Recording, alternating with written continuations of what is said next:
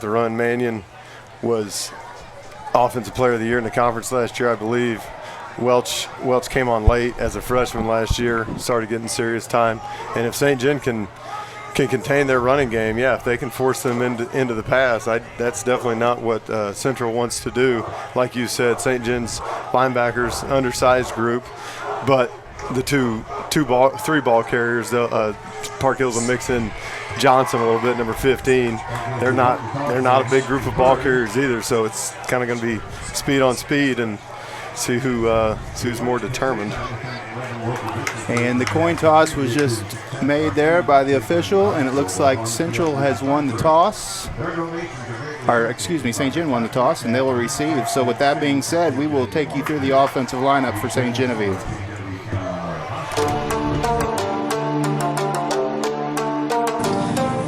Evan Walker, center, Bloomsdale Elementary. My name's Cliff Lee. I play tackle, and I'm to the St. Genevieve Elementary.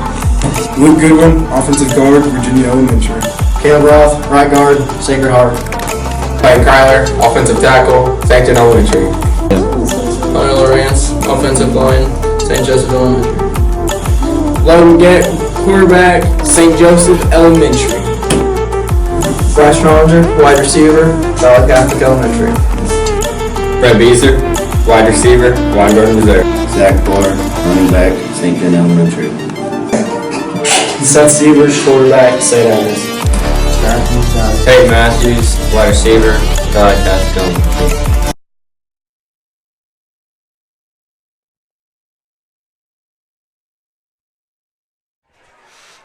And we'd like to thank Haley Irwin and Keaton Boyer for putting that video together for us.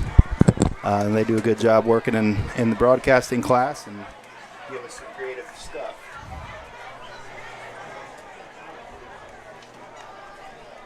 Can't hear me? All right, so Central gets ready to kick off here. Back deep. Got some confusion over here at the PA.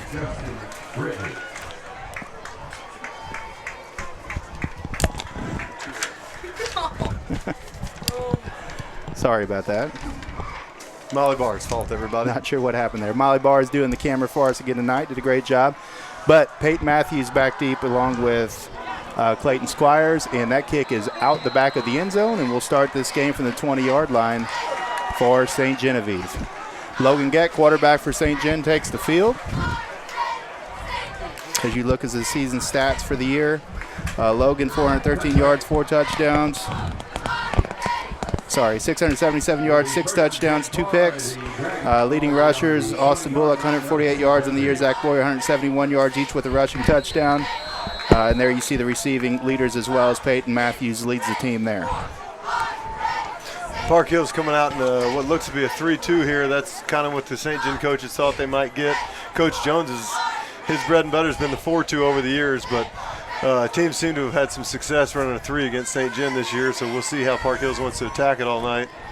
And there's the handoff inside. Looks like to Zach Boyer as he gets ahead for just maybe back to the line of scrimmage, and that'll bring up a 2nd and 10. And as Adam just pointed out, Park Hill's running that 3. If St. John's unable to get movement on that line against a 3-man front, it's going to make it a lot tougher for Logan Gett in this passing game. It's the benefits of that 3 is if you do want to send more than those 3, it's really confusing for the offensive linemen to tell exactly where they're coming from. Matthews goes into motion, and again the handoff is inside to Boyer. Boyer stopped behind the line of scrimmage for a loss of a yard, and that's going to bring up 3rd and 11. Yeah, that time Park Hills came with a blitz from the left inside, and St. John just called their inside zone right into the teeth of the blitz. Unfortunate play call. Nothing you can do about that. Yeah, as you said, it's a lot easier to disguise things out of a 3-man front as a 4-man front. You got an extra guy on the back end to kind of cover for whoever you decide to blitz. Used to be the calling card of the Swice and Sherry JV teams back in the day. There you go. 2-by-2 formation here as Logan Gett steps up out of the shotgun, and he goes ahead for about a 15-yard scramble, and that's going to be a 1st down for St. Genevieve.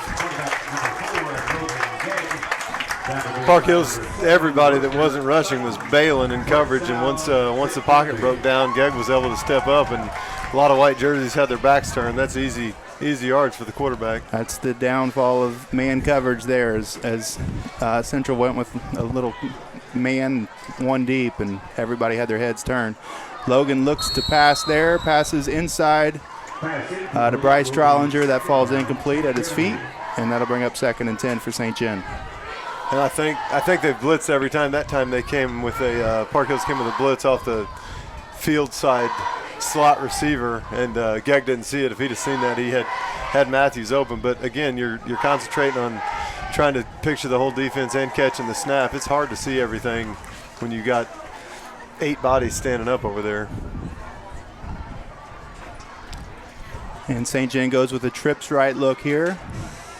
Boyer in the backfield, runs a little counter step, and he gets free, and he is ahead for about a gain of 10 right next to the first down marker. Looks like the spot's going to be just past the marker, and that's going to bring up 1st and 10 at the St. John 47-yard line.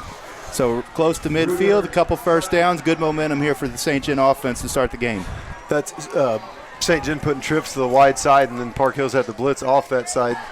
They're man down here on Brett Beezer, number 20, and there will be running room away from the trips, it appears, if they want to blitz off of it.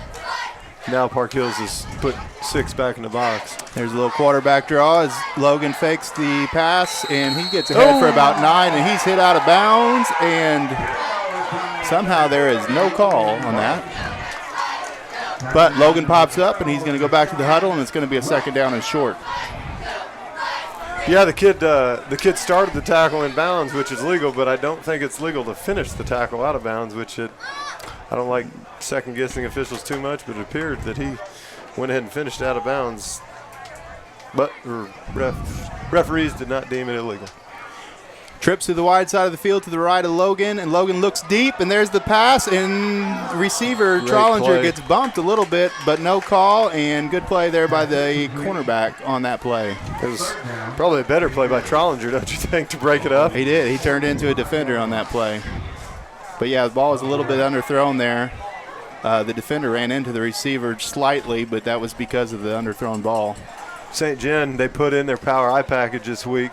Park Hills usually subs with the power eye. They have not subbed with this. This should be yardage for St. John. And Bullock gets the pitch, and he gets ahead for about 10 yards, and that's going to be something that the Central coaching staff's going to look to address now that St. John's shown that for the first time this year. If they don't sub bodies and they try to stay in a 3, then St. John's going to get chunks.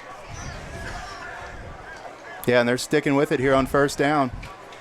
With that power I formation, Logan hands to Bullock again, and again Bullock puts his head down, puts his shoulder down, buries a defender, and gets about 4 yards. Nice run there by Austin. Good blocking up front by the offensive line. If St. John could stick with this, this would be disheartening. There's nothing you can do to stop it when you're just outmanned. Park Hills did sub in. They've got 4. Looks like they've got 4 D linemen now. Oh, and St. John's. Yeah, they're back to spread again now. No, they just have 3. 2-by-2 formation, balanced formation on either side. Boyer flanks Gegg to the right. Logan looks to the sideline for clarification. And there's a little counter play, and Boyer is stopped at the line of scrimmage, and that's going to bring up a 3rd down and about 6. Yeah, they're Park Hills started in that 3-2 look. Now they've gone to more of a 3-3 look to keep the heavy box. Looks like they've still got 6 in the box here. Trips to the right this time. Boyer also to the right. And then they fake the handoff inside to Boyer, and that ball is just overthrown by Logan. He had a receiver, Peyton Matthews, open near the 1st down yard marker and just was unable to execute. Park Hills showing that cover 3 over trips. That's your throw. The inside number 3 receiver is going to have a stop, and he should be open. That's a throw that Logan would like to have back. He knows he can hit that the majority of the time. Looks like they're going to go quads here to the right side. 4th and 7. Own 32-yard line, definite go-for-it situation here in high school football. Logan takes a snap out of the shotgun, and he steps up, and he's hit right as he throws, and that ball falls incomplete, and Central's going to take over on down. So 3 first downs there for St. John, but ultimately unable to execute. That's a call that you rarely see from Coach Jones, going true cover 0. He, like I said, traditionally he's been 4-2 with a lot of zone behind it, 2 high safeties. And St. John went 4 wide. He left 6 in the box and just went cover 0 across the board. If St. John can find a matchup in that formation, that's a winnable formation for them. Yeah, it looked like they had some momentum going there with that power I formation and decided to go away from it. I think they were probably going to force Central into a timeout had they stuck with it, but it is what it is, and now Central takes over. Double tight wing formation, I backfield, and Welch gets through the line. No, that is not Welch. That is Welch. That is Welch. That is Deshaun Welch. His brother graduated, I guess, what was it, 2 years ago? Yeah, I think it would have been 2 years ago, I believe, yes. Yeah, Welch, they tend to run a lot to the motion. I think St. John's got that. If they motion, then they're gonna run to it the majority of the time. That time they did it, St. John didn't get there, but hopefully they can adjust to that and be ready for it. Now Central shows the double tight power I formation, and there's a little counter play to the right side. St. John's ready for that.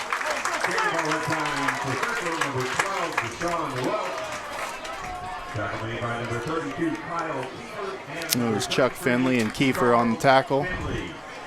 And that'll bring up a 3rd and short here, 3rd and about 2 yards from Central's 40-yard line. Yeah, you'd like to think if St. John could get the stop here, that they'd force a punt, but who knows with this game. These teams kind of have nothing to lose, so they might be going for it as well, 4th down here. And there's the handoff to the fullback, and he is hit just past the 1st down marker. Actually going to give him about 5 yards on that play. Pretty generous spot. But that'll be a 1st down regardless. 1st down and 10 from the Central 45. So both teams showing the ability to move the ball a little bit on the ground here early in the game. That was Trevor Johnson. He doesn't have a ton of carries this year, but he's definitely one of their 3 best football players. That's what you're going to see on offense and defense. You got Welch manned up on the single side on defense, and then Welch, Mannion, Johnson in the backfield on offense. They're gonna ride those 3 guys all night. There's a little motion out to the outside as they try to outnumber them on the edge, and they do so, and Welch gets the pitch for about 7 yards. Welch has got another gear that nobody else in this conference has. St. John's seen that kind of speed with Kennett, but there's nobody in our in the MAFC White that can match his burst whenever he sees a crease and hits it. Yeah, and he's only a sophomore. He's going to be a good one by the time it's all said and done.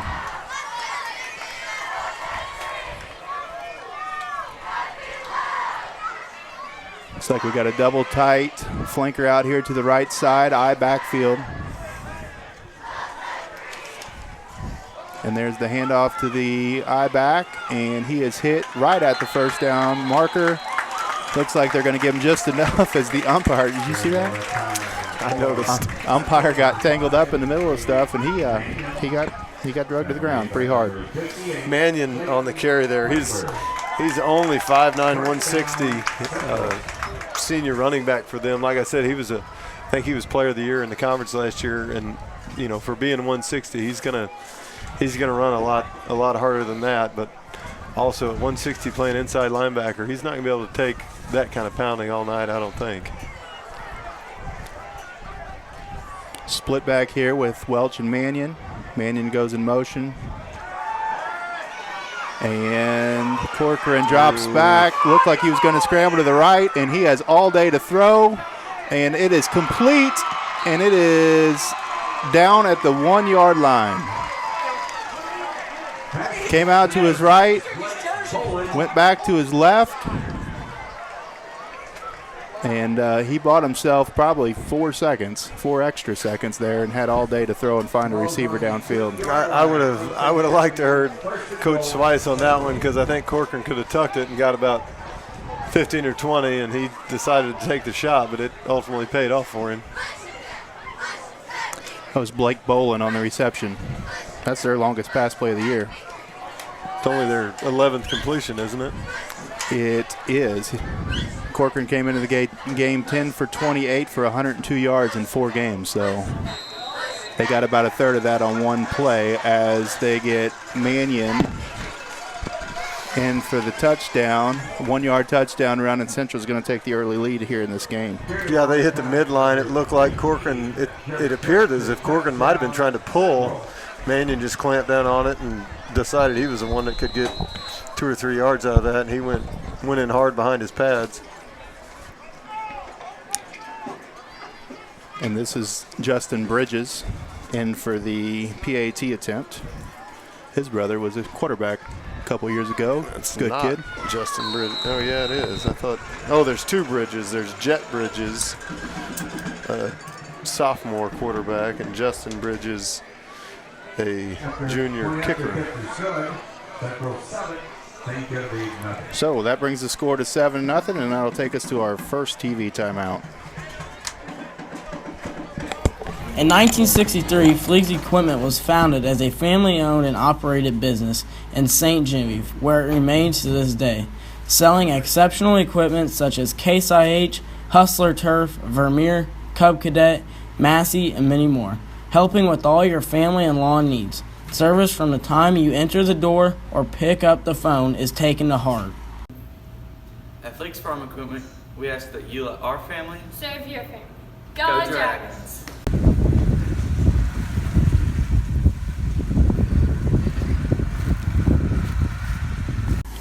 In 1963, Fleeg's Equipment was founded as a family-owned and operated. As Justin Bridges gets ready to kick this one away, and St. John gets their second possession, we want to thank Fleeg's Farm Equipment again for sponsoring us. They actually have, we got some shirts coming with some players of the game. So tonight will be the first ever Fleeg's Farm Equipment Player of the Game offered by SG Dragon TV. So thank them for their support. With this being our third broadcast of the year, I don't know if we're bringing bad luck or not, but we need to get a win with us on the air. We do. But viewership's been up, Adam. Now we just need to bring the dubs. Improved play to offset the mediocre announcing. And that ball again is through the end zone. We've seen some good kickers this year, man. We've had started a lot of drives from the 20-yard line. That's crazy. Valley had the kid that was he was kicking it through the end zone, and this kid's put one out of the end zone, and that kid one into it. Kid from Kennan had 2 touchbacks also. Well, the other bad part is when Valley and Kennan had a lot of opportunities as well. That is true. All right, St. John looks to start their second drive here. Trips to the left, twins to the right, so no backs for Logan in the backfield. And he takes the snap out of the shotgun, and he looks left, and he is down immediately. No time there for Logan as they brought a linebacker off the outside. And Blake Bolin, the one who just caught that long pass on the offensive side of the ball, gets Logan for a loss of about 5 yards. Gegg's got to get a pre-snap there and have a good idea where he's going. He had trips down here, and like we talked about, that number 3 receiver is your guy, but you got to hit him about 3 yards. He can't, that receiver can't go too deep. He doesn't need it to go 6. He needs to go about 3. Again with the 3-man front here, and that looked like a quick screen as all the linemen just kind of let him go. You almost got to touch him at least. Logan didn't even hardly have time to get rid of the ball, but he's able to get rid of it for just a few yards, and that'll bring up 3rd and 11. St. John trying to offset that pressure with that little tunnel or alley screen, whatever you want to call it. And that's a good play if you can hit it a few times, because hopefully you can get the little pump off of that later in the game. Double pass. There's a little swing here to Zach Boyer as he looks to get on the outside, and he's taken out at about the 25-yard line, and that's going to bring up a 4th and 5 and most likely force a St. John punt here.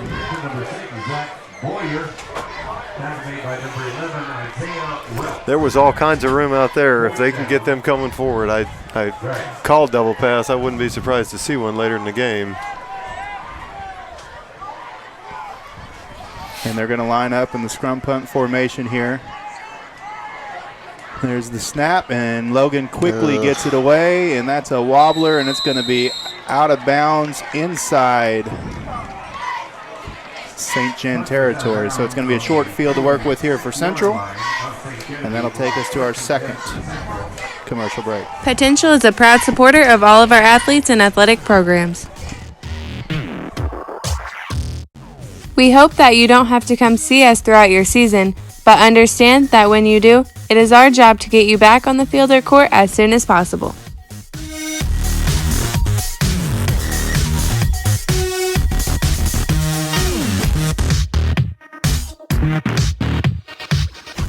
We wish all of our community's athletes safety and success and look forward to continuing the positive partnerships we've developed with our schools. There's the triple I formation for Central, and they get about 6 yards on that run up the middle. Central's, they've got so many different formations with their backfield. Like you said, it's a lot of tight stuff, but we've seen inverted bone, we've seen I. That time it was the Maryland I, the St. John coaches call stack I, whatever you want to call it. But it, you think, oh, it's all the same thing.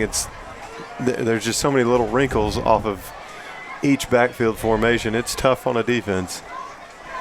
Yeah, you'll see a lot of counter action, and then you have the option to run those double leads off those formations as well, which makes it difficult. And there's that same formation again. Handoff that time to Welch as he gets a gain of 4. And that's another first down for Central.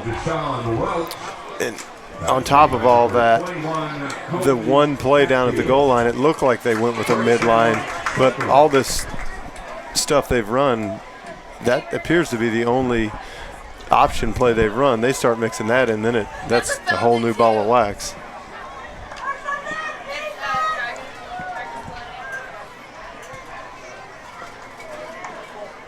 Same formation for Central, double tight, 3 backs in the backfield lined up. Corcoran takes the snap, hands to the second guy through, which is Mannion. Mannion scoots and shimmies his way up for about 6 yards. Here's the ball at time number 5, Gage Mannion. Mannion's slippery.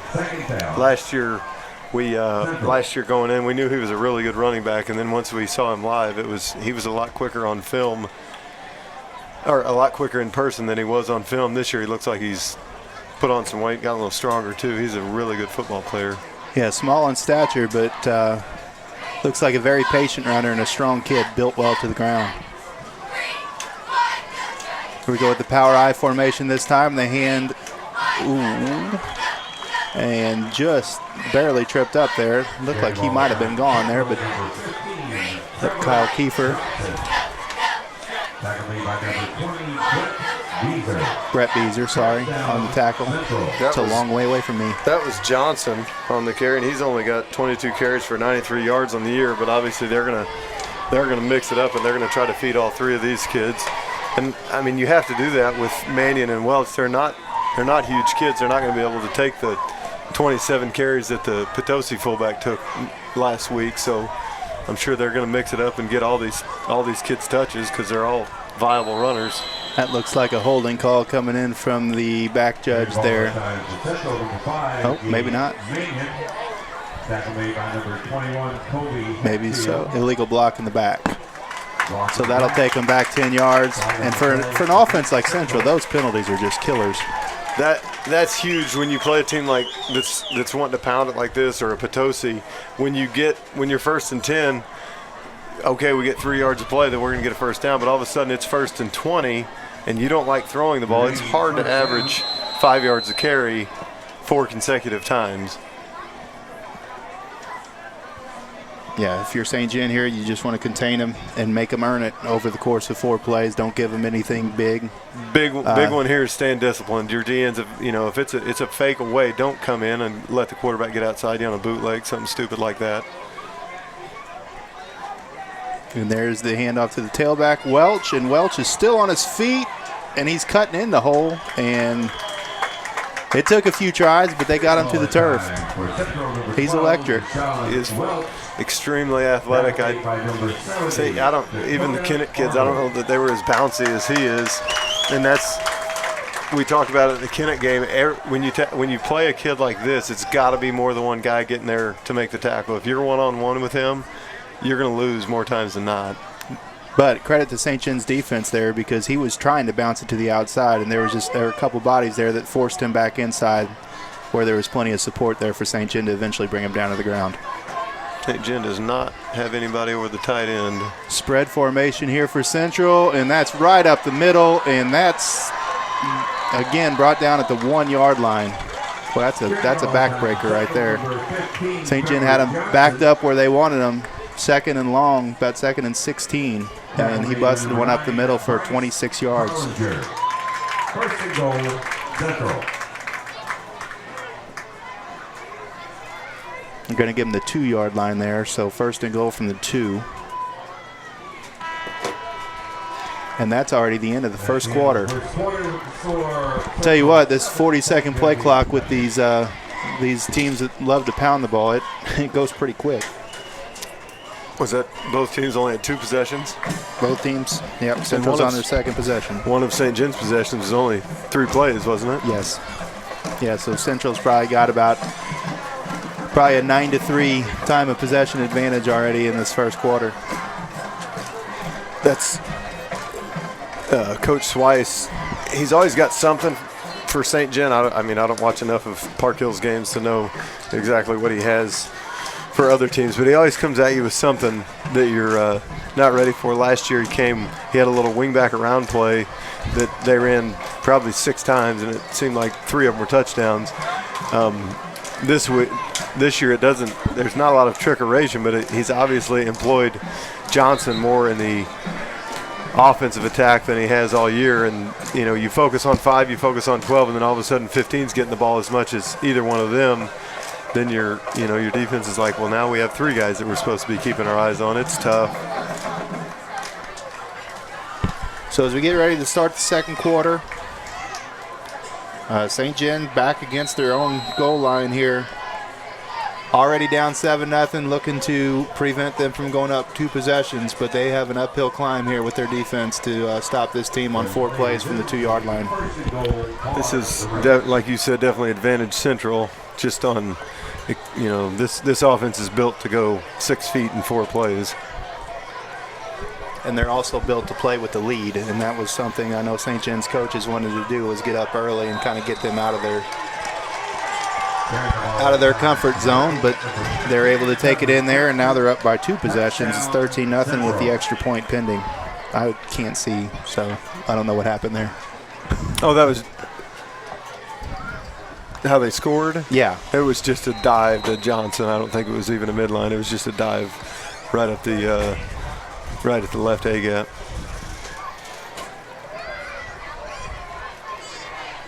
And Bridges gets set for the extra point, as now the heads are out of my way. I can see again. And the kick is up, and it's good, and it's going to be a 14-0 lead for Central. Point after attempt by number 27, and Justin Bridges. Let's take a look at our third sponsor this year, Wholesome.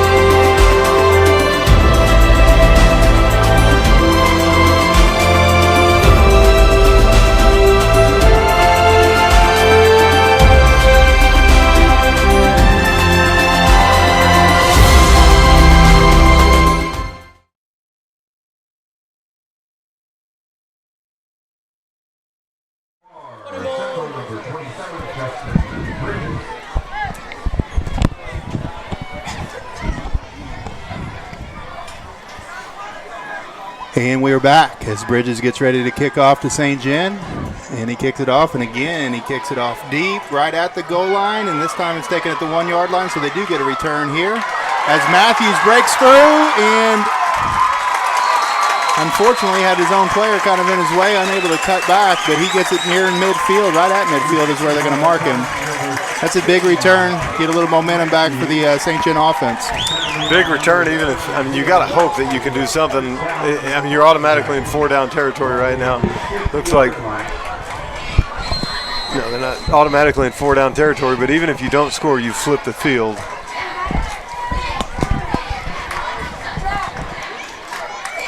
All right, so they come out, shotgun. This time they got a little tight end and a wing look on the right side. Matthews spread out all the way to the right side. And there's a little pitch play to Bullock. Bullock looks to cut up, and he's on his feet still, and he's going to get about 7 yards. Good gain there on first down for Austin Bullock. St. John had numbers, like you said, with the tight end and the wing. They felt like they could get leverage, and they got leverage and got the end hooked. Here we come with the same formation. Oh, no, it's not the same formation. We got a little double wing, double split in look here.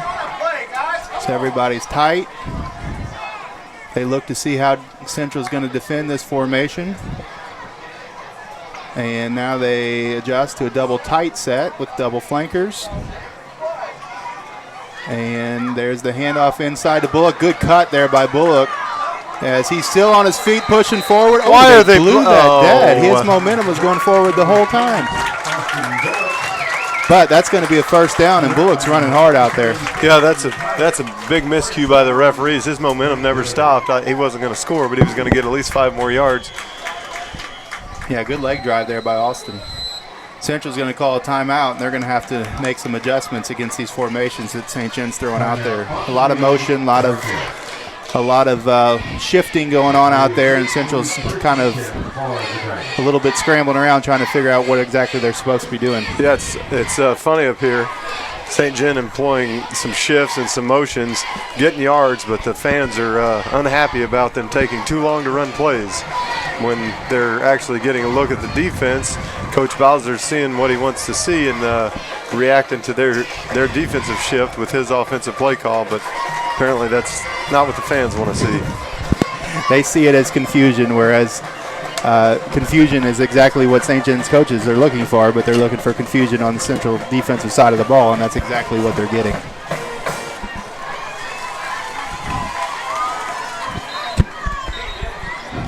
So 2 first downs here to start this third drive of the game for St. John.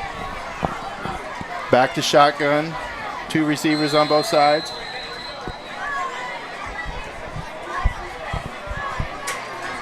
Logan looks to take the snap, and he hands inside to Bullock again. Bullock again with the sidestep, still on his feet, and he squeezes forward for about a yard.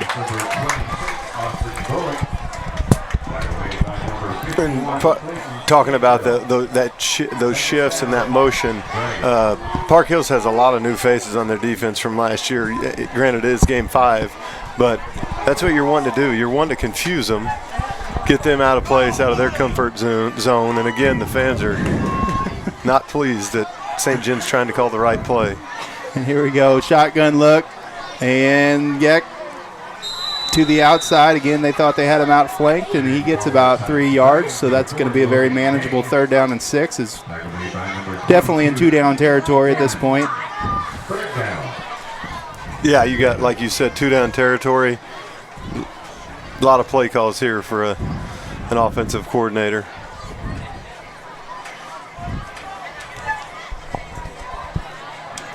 Yeah, running those tight wing sets there, that really helps out the offense from a running standpoint, gives them 2 extra bodies in there and makes the defense play it a little more honest. Now they shift to a tight end on the left, twins on the right. Little speed option look, shovel, pass, and it's fumbled, and that's going to be recovered by Central. That a mistake that they could not afford to make at that point of the game. The refs are going to try to decide if he ever possessed it. I don't know if they did. I think I'd call it incomplete. Right call. The break there for St. John. He was juggling it a little bit. I thought maybe they would have said he caught it, but it was never really secured in his hands. But yeah, I don't think he ever took a step. No, the ball's not there. That's an incomplete pass. Move the ball up. Yeah, that is. How can it be an incomplete pass and lose 7 yards on the play? What in the world? St. John needs to call timeout.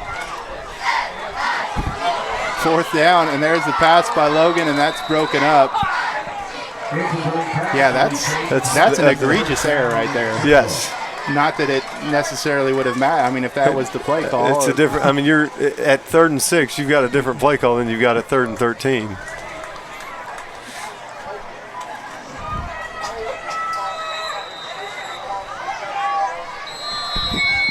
And now, we got a water timeout.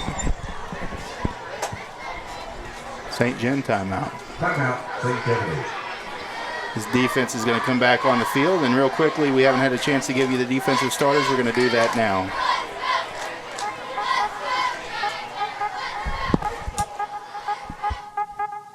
Luke Terry, Bluesdale Elementary, defensive tackle. Bryce Trollinger, free safety, Valley Catholic Elementary. Jesse Kemper, outside linebacker, Bloomsdale Elementary. Kobe Hatfield, inside linebacker, St. Genevieve Elementary. Austin Bullock, inside linebacker, Bloomsdale Elementary. Anthony Nash, quarterback, Bloomsdale Elementary. Quickly, defensive end, line guard. Go. Evan Walker, defensive end, the Bloomsdale Elementary. Charles Finley, safety, St. John Elementary. Kyle Kiefer, quarterback, St. John Elementary. Caleb Roth, defensive end, Ozora. Dakota Arnold, defensive tackle, St. John Elementary. Christian Hale, defensive tackle, St. John Elementary. Clayton Tyler, defensive end, St. John Elementary.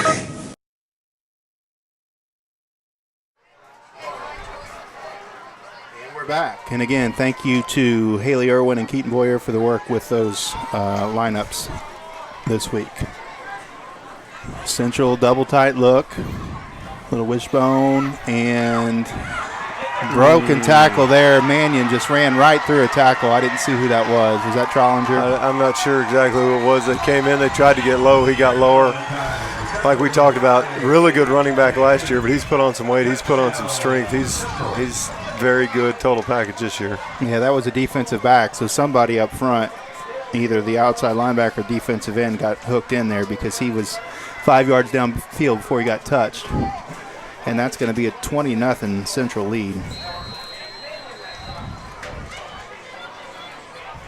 And you touched on it earlier. They weren't even the clock wasn't even running, but I think you're going to see that St. John's or Central, when they have the ball, they're probably going to start letting the clock run down. They're going to use their power offense to just try to run the time out of this game, unless St. John's starts doing something offensively. Point after attempt by number 27, Justin Britton is good. Central 21, St. John leads nothing.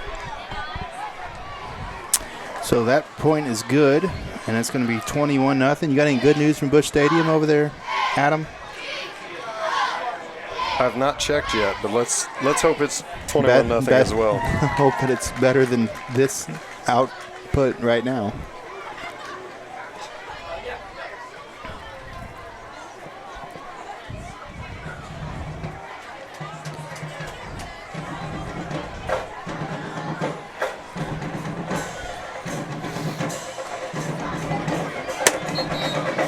We touched on it at the beginning of the broadcast. It's such high school football.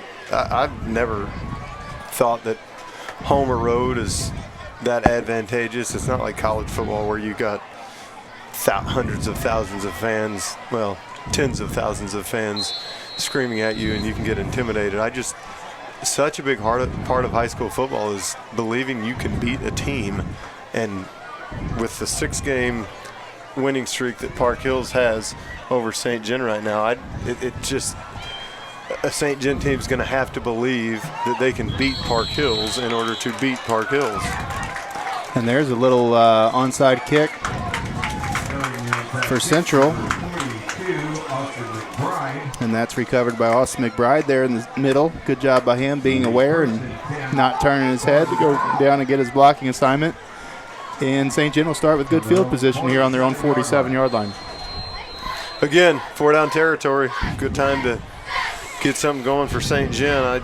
If you had anything saved for the second half, I'd say it's time to use all your bullets right now before this thing gets totally out of hand. Yeah, there's still 9 minutes left in the second quarter. There's plenty of time. Makes you wonder if they're going to come back to that power I formation that they came out with in that first drive. See if Central's made any sort of adjustment to that at all. I agree. You do have plenty of time. It'd be different if it was the second half. If you've got plenty of time to score 21 points, but at some time your defense got to start getting some stops as well. But that also plays into your offense, getting your defense off the field at times. 2 receivers to both sides. Option look here, and there's the pitch by Logan, and that's fumbled. And looks like Coy Fleeg's there for the recovery. But, Park Hill's really good job stringing that out. There was even if he'd have caught it, it was going to be tough for him to do much with it. Yeah, that's one of those ones you probably want Logan just to put his shoulder down and get as much as he possibly can, at least get back to the line of scrimmage. Fake the pitch, put your shoulder down, lose 2 yards, yep. Same formation, doubles to both sides. Boyer to the left of Gag. Gag drops back. He looks to throw, and he is sacked. And there goes that 4-down territory at this point. It's going to be 4th and 17. And St. John's having all kinds of trouble moving the football here. That number 28 for Park Hills, Durante Martin came away with the ball. He thought it was fumbled, and I couldn't tell, but it looked like it did slip out of Gagg's hand. St. John catching a break, without that being called a fumble.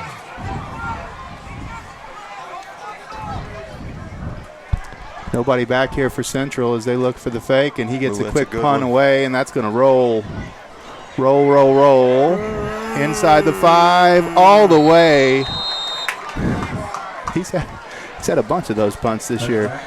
That's going to go down as a 60-yard punt with a 40-yard net. Even a 40-yard net in high school football is pretty dang good. So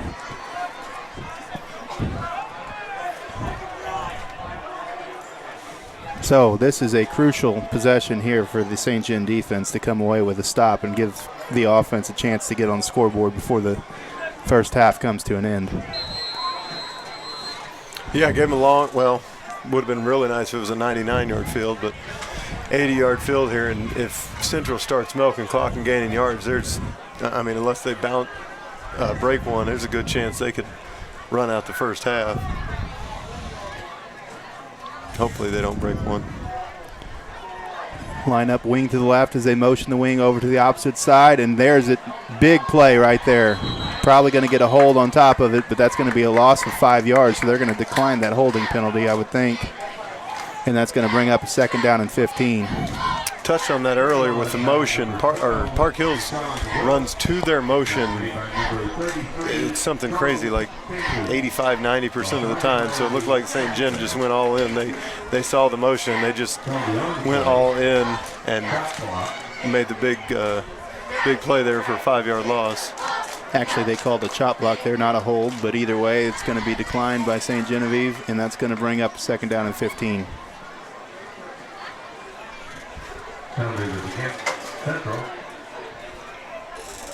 So, big play here for St. John again. They got to keep them behind the chains. Don't let them get in that situation where they could just run it down their throat on 3rd down and get 3 or 4 yards for a 1st down. This is when Coach Swice been known to break out some play action that really catches high school kids off guard. They sell it very well, just sneak tight ends out, crossing patterns, throwbacks, stuff like that. He does a really good job designing his play action game off his power run. Nice job there again by the defense. Coy Fleeg was there. Also looks like Luke Terry was there. Another thing about Coach Swice, though, he's smart. He knows he's got a 21-point lead and his defense is playing well. He's savvy enough to know he can run it another time and punt it. and put his defense on the field instead of doing something ill-advised and, throwing something that his quarterback might not be comfortable with, throwing a pick six, something like that, getting St. John right back in the game. Split back look for Park Hills. Flanker out to the left. Motion Welch to the left. They tried to outflank the defense, and nice play. Good play. Kobe Hatfield there got him from behind, it looked like.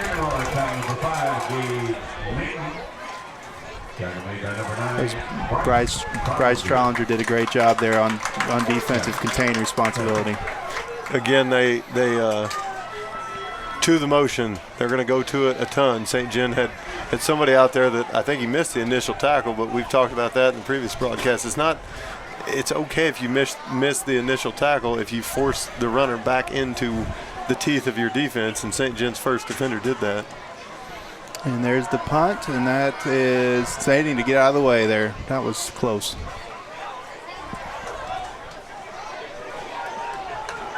That was images of Dexter there with Kyle Kiefer. Yeah, he likes to tempt the ball to hit him. I'm not sure why, but loves to flirt with danger. Hasn't happened yet, but it's been awful close about 4 times. All right, so St. John takes over with good field position again. Still 5 minutes and 45 seconds left to go here in the second quarter. Plenty of time, need to get on the scoreboard. Looks like they're going to go trips to the right side. Trollinger by himself on the short side. Again, no need to rush here. You're not going to score, more than likely, you're not going to score 21 points in 5 minutes and 45 seconds. But if you can put 7 on the board, stop Park Hills coming out of the second half, get a quick touchdown, you're right back in it. But you got to score 1 before you can score 3.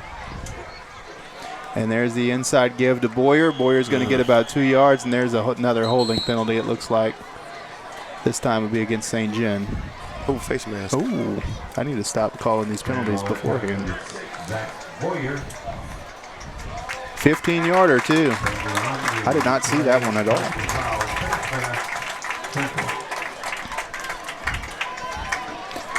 So that's a big penalty there. That's going to put St. John in Central Territory. Plenty of time to go here in the first half. Like you said, no need to rush. Run the ball. Whole offense is at play here. First down for the Dragons. All on the Central 43-yard line. 2 backs here for Logan. Park Hill's playing a similar defense to what Valley did there. Cover 11 with a really high safety. Valley's run that defense for a number of years, and that safety just gives the D-backs a safety blanket, knowing he's waiting back there about 16 yards. Bryce Trollinger got the carry that time. Gets about 6 yards. Nice first down gain there for St. John. Yeah, that's a formation we haven't seen a lot of. 2 back with Boyer and Trollinger. Both those guys capable running back. Geg's not all out hurt, but he's a little gimpy with his foot, so trying to get some more guys some carries. There's the play action pass. And Logan looking for a receiver, unable to find anybody, and he's going to take a sack for a loss of 3 yards, and that's going to bring up 3rd down and 8. I have not seen Logan Trollinger out. Is he out there? He's still not dressed. Oh, he's not even dressed. No. Okay, he had salmonella poisoning last weekend. Might be a HIPAA violation, but Mr. Swite said it, not me. So he's still not feeling up to par, and now Logan on 3rd and 7. Actually, that's Zach Boyer takes it out of the old Wildcat formation. Yeah, St. John went 5 left to the boundary. They talked about doing that some. Direct snap to Zach Boyer. You've got numbers out there, but you've also got to be physical and you got to block. And St. John appeared to not win that fight. There were a whole lot of bodies out there on about a 20-yard span. So 4th down here. Quads to the right. Beezer by himself over on the left side. St. John's going to get a free 5 yards here. Oh.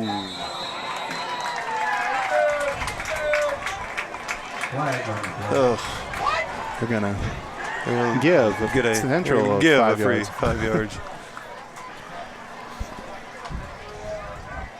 So now what do you do here, Coach? 4th down and 12. Down by 21. I'd be tempted to go for it. Looks like St. Jen's sending 1 on for 2. That's a bad substitution. I wouldn't do that.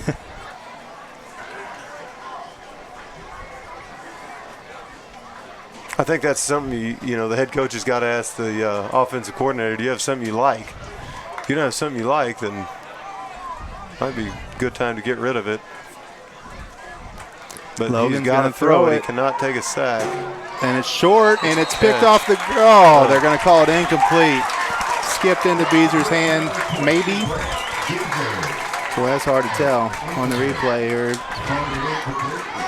It was Looked close. like he It might might have skipped a little bit. We're a long way away, and that referee's a lot closer than we are. So I saw it on here. I think it hit the ground.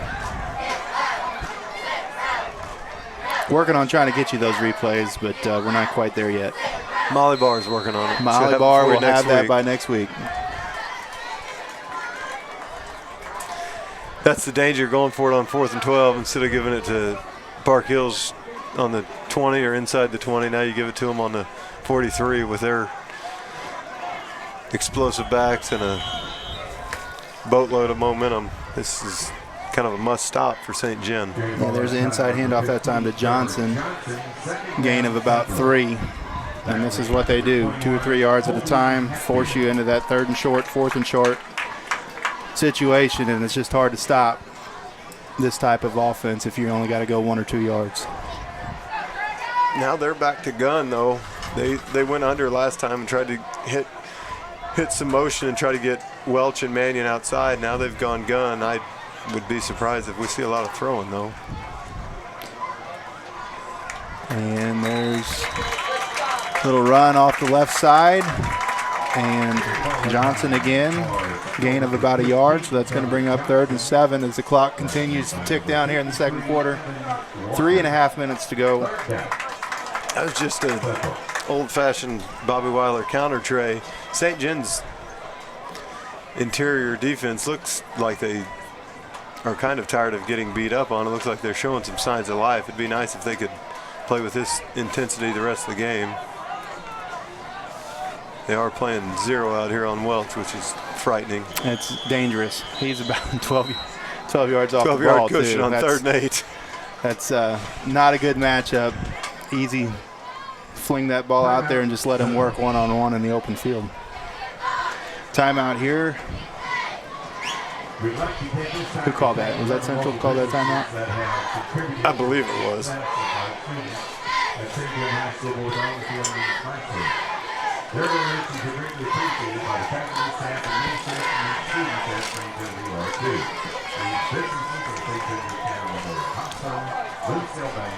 Well, 21-0 game here as the first half ticking away.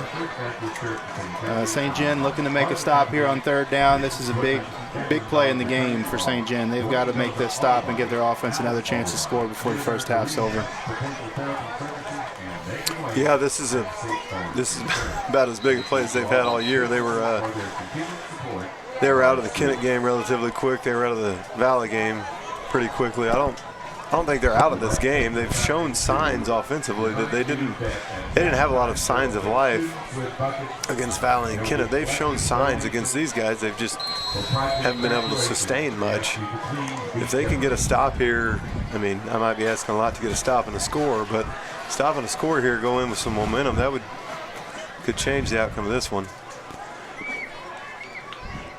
Corcoran takes the snap, fakes the handoff, rolls out to the right side, and that ball is complete to Mannion just past the first down sticks, and that's going to let the clock continue to run here as the first half gets ready to wind. St. Jen made the adjustment on Welch. They doubled him, but then that left them covered 0 on the front side, and Mannion out there, he's got good feet. It's a tough ask to ask kids to play cover 0 on kids, especially when the quarterback rolls out and gives himself decent time to throw.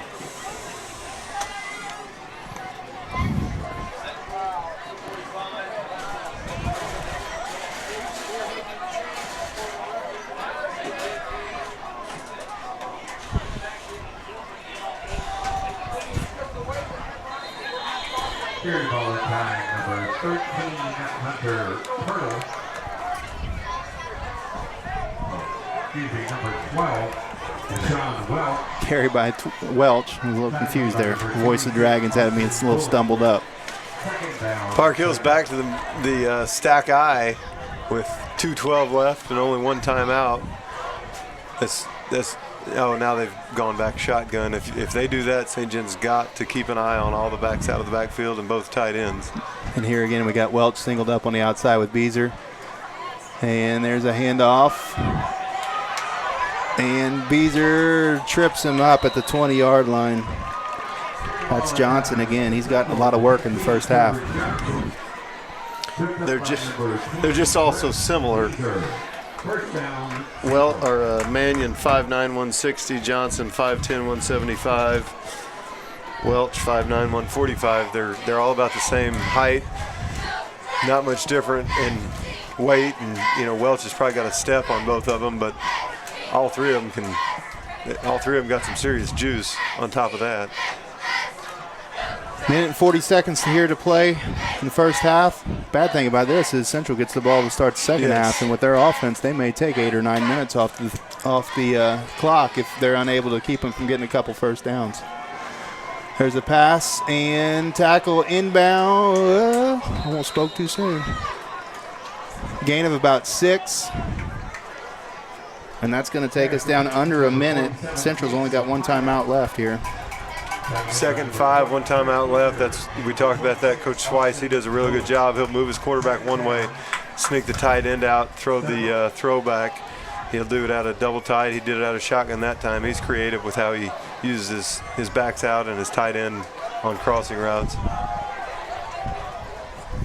Stack eye look, and Welch makes a couple guys miss. He's going to get the first down. That'll stop the clock at least for temporary purposes as they reset the chains.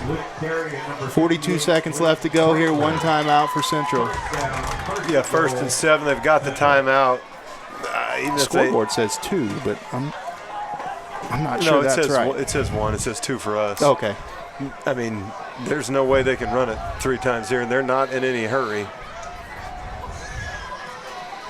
There's a little rollout to the right, and receiver runs a little out route. Good coverage there. So 2nd down, now the clock stopped.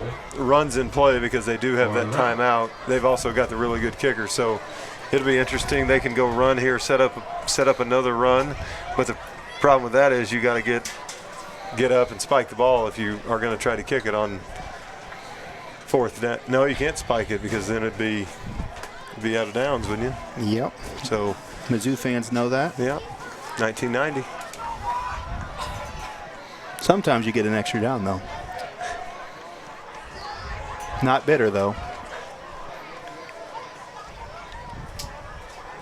Split backs behind Corcoran. Pass or hands it off to Mannion. Really good play. Bring him down. Nice job. Jesse Kemper came in, took the lead block, the lead blocker out at the knees, set up a pile, and then allowed the rest of the St. John defense to jump in and make a play. So we talked about it. There's the timeout. Park Hills will throw a pass on 3rd down. If it's a touchdown, it's a touchdown. If it's incomplete, I would guess that they'll probably kick a field goal. Yeah, Bullock gets credit for that tackle there. He did what he was supposed to do. Pursued from the inside out from his inside linebacker position. But like you said, Jesse Kemper really made that play by forcing everything back in. Those are the kind of guys you can win a lot of football games with those guys. Jesse, he didn't have any interest in making that tackle. He had interest in doing his job. His job was to take somebody's legs out and make a pile. And we've had a lot of guys that did that through the years. One guy in this game in particular, back in 2011, named Josh Seeker, lived in the weight room, and he made a lot of piles against Park Hills his senior year, and we beat him twice. Josh Seeker, I saw him not too long ago. Old Seek dog. A few weeks ago, actually. Doing well. Probably didn't think he'd get his name on SG Dragon TV tonight. Wouldn't be surprised to see a rollout here. St. John's got 0 on Mannion with Trollinger. Wouldn't see be surprised to see some sort of boot right. And shotgun snaps taken. Oh, if they can sack him here, it's the. Ooh, that's got to be intentional grounding, 47 right? 47 was there. The tight end was there. Oh, he's okay. He was blocking, but he was in the area. Yeah. That was a great blitz by St. John. They almost got home, and if they'd have gotten home, then it would have been a Hail Mary because I doubt their kicker's going to kick a 45-yarder. Yeah, 47 had no intention of catching that ball as he wasn't looking, but he is an eligible receiver. And I don't know that 16 had any idea that he was even standing there. He just happened to get lucky and have him there. St. John playing smart here. They're staying home. Not going to get shouldn't get a fake on this with the way they're lined up on their defense. Lining up for a 28-yard field goal. I think he's already got 4 on the year, and that's going to be number 5 right down the middle. Really good drive from Park Hills. They got the ball. They get the ball with about 4 minutes left. Got the ball with about 4 minutes left and managed the clock well with only 1 timeout. Obviously, they would have rather gotten the touchdown, but field goal to put you up 3 scores is 3 full scores. You'd have to get 3 touchdowns and 3 2-point conversions to even tie it if you're St. John. And you, like you mentioned earlier, Park Hills got the ball coming out in the second half. But psychologically for St. John, at least you can say that it's a 3-possession game as opposed to a 4-possession game. A little bit of hope there. And the way this first half has gone, you got to take what you can get because there hasn't been a whole lot of positives going on out there. So agreed. Not a lot to build on thus far. Maybe St. John's shown some life in the return game the last 2 weeks, but unfortunately Park Hills probably won't be kicking to Boyer or Matthews. I don't think they're going to get a chance. Or they'll, like you said, just I don't think they'll kick it through the end zone. That might be a little risky. Kickoff for the Rebels, number 27, Justin Britton. I'd look for this to go to one of those guys up front. I would look for it to go to number 30, standing here on the 25-yard line. Or, like you said, right at 42's chest. And it dribbles down. And 45 takes that ball. Wow. Oh, face mask. I missed it. That would have gave him an extra play anyway. But yeah, they kicked it off the center there on the front line. Jacob Boyer ended up with it. Again, Coach Weiss, Coach Jones do a good job over at Park Hills. They're not going to make a lot of bad decisions. So that's going to take us to the end of the first half. We're going to gather some stats here, and we'll be back with you in a bit. In the meantime, we'll give you some highlights of the season thus far.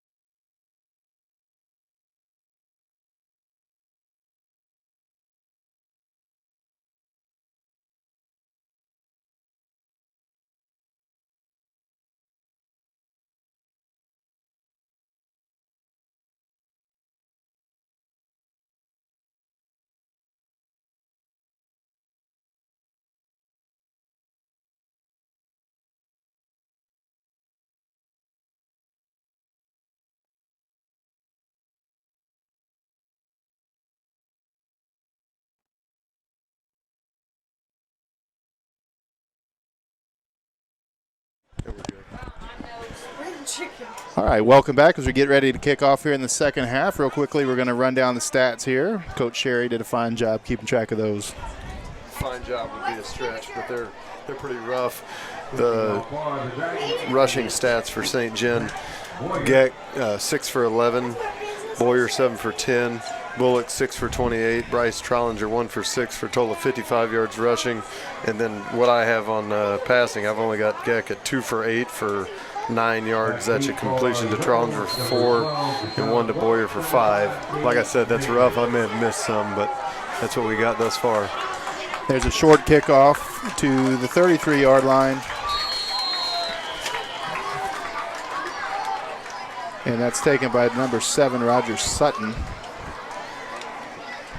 As we got smoke coming in from... I think that's baby powder. That's baby powder coming from the wide out. Fans went with the LeBron. Toss it up, trying to get somebody excited. We could have used that maybe at the beginning of the game. Do we have that at the beginning of the game? I didn't see any. Maybe it just didn't notice it because it was still daylight out. All right, so St. John's defense takes the field here down by 24 points. Central takes over from their own 42-yard line. Got a tight end wing to the left, motion to the right, and come out throwing the ball, and he's wide open. Oh, and he dropped it. Ooh, he could have walked in. Coach Swice, they ran the exact same shift and motion to start on the first play of the game. St. John knows that if they motion that way, there's a good chance they're going to run that way. Coach Swice, really good play design, and that's very frustrating as a play caller when you draw one up like that and you have your senior stud basically wide open in the downfield for a sure touchdown, and he drops it. That's pretty frustrating. Yeah, big play for St. John, though. Kyle Kiefer got caught peeking in the backfield expecting that run play, and they just threw it right over the top of him. He had about 7 yards to make up. There was no way he was going to catch him if he would have caught that ball. And Welch looked like he had a hole there, and he's drugged down for a gain of 2. Unable to squeeze through there, and that's going to bring up a 3rd and 8. I believe it was Jesse Kemper came in from the outside, did a good job forcing him back in. Evan Walker, good job coming in and making the play from the inside out. We talk about that kind of speed, got to have contained. Kemper did a good job forcing him back inside. Yeah, that was a strong play there by Walker to bring him to the ground. He's not an easy guy to get down with one guy, and he made the play. This time Welch to the outside, and he picks his way forward. Ooh, he got bent over there. Looks like he's all right. Gain of about 4, and that's going to bring up 4th down and 3. Interesting decision here from their own 48-yard line. Looks like they're going to hustle up to the line of scrimmage, maybe try to get St. John to jump off sides. See if they're going to call a play here, or they're going to... Ooh, they almost got him. So now they look to the sideline to get a play call. See if they try to get him to jump again. I bet they're going to... I don't know that they have signals from the sideline, do they? Yes, they do. Oh, and they snapped it, and he's going to be stopped at the midfield, and St. John's going to take over from the 50-yard line, and there's still life in the Dragons. St. John needs the... That's not Coach Swice trying to be disrespectful to St. John. That's Coach Swice trying to show his kids the confidence he has in them, that they're going to pick up a first down, they're going to drive the ball down and score. But if you are St. John, you do need to feel a little disrespected. He could have punted there, pinned you deep. He felt like he could pick up 4, and if that doesn't get St. John motivated, a little fired up, then they're going to have a tough time getting fired up tonight. Yeah, and the other thing is St. John hasn't shown the ability to really sustain a drive tonight, so even with this field position, they've struggled. Exactly. Ooh, and that pass is in and out of the hands of Peyton Matthews. Good throw, would have been a tough catch, but it was a makeable catch, but Peyton unable to come up with it. Park Hill's showing the ability to lock onto these St. John receivers. They're playing that tight man with the safety over the top, and when you have that safety playing as deep as he is, it allows you to press and be very confident with what you're doing. Now Park Hill's got 2 safeties. Here comes the sweep to this side with Boyer. Boyer cuts back, and he's going to get about 6 yards. Nice run by Zach. Good vision there. Way to be patient.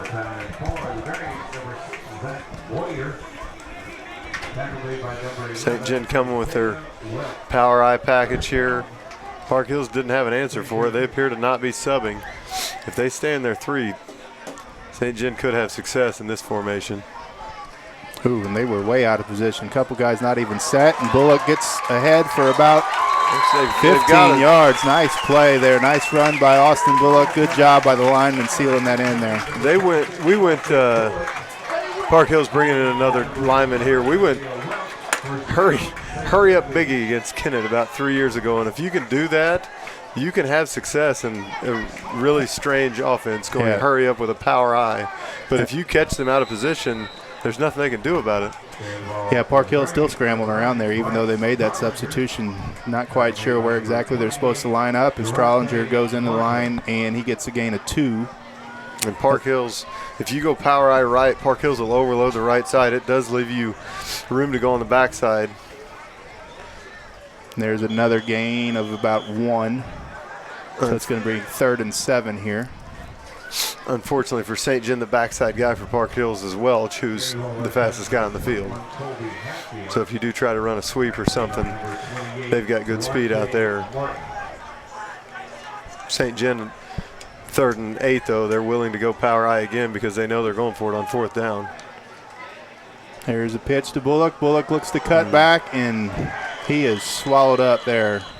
Carrying ball that time, number 26, Austin Bullock. There's Johnson on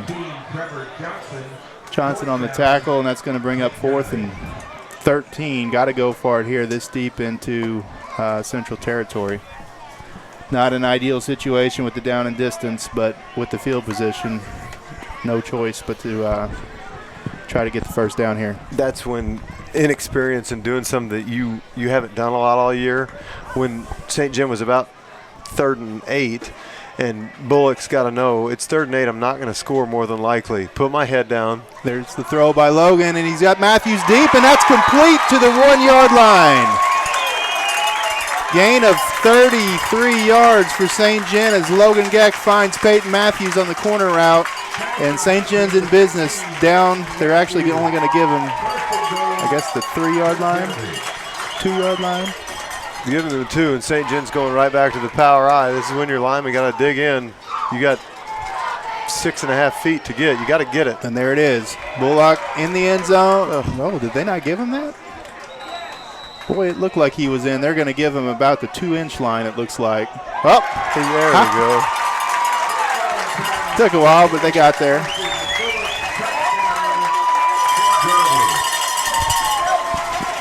So Austin Bullock gets credit with that touchdown.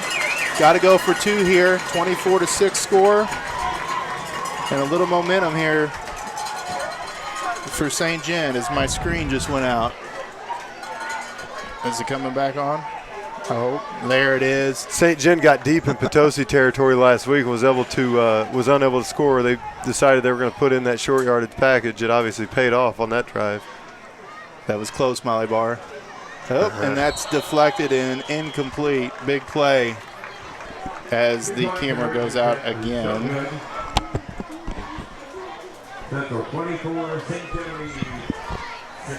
In 1963, Fleeg's Equipment was founded as a family-owned and operated business in St. Genevieve, where it remains to this day, selling exceptional equipment such as Case IH, Hustler Turf, Vermeer, Cub Cadet, Massey, and many more, helping with all your family and lawn needs. Service from the time you enter the door or pick up the phone is taken to heart. At Fleek's Farm Equipment, we ask that you let our family serve your family. Go Dragons!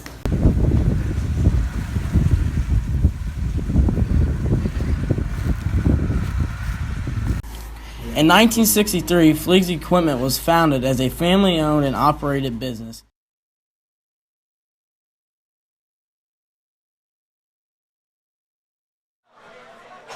And we're back as Molly has fixed the problem. Nice troubleshooting, Molly. She's a force. She's got those, got to get that new technology for next week. She's already fixing the camera.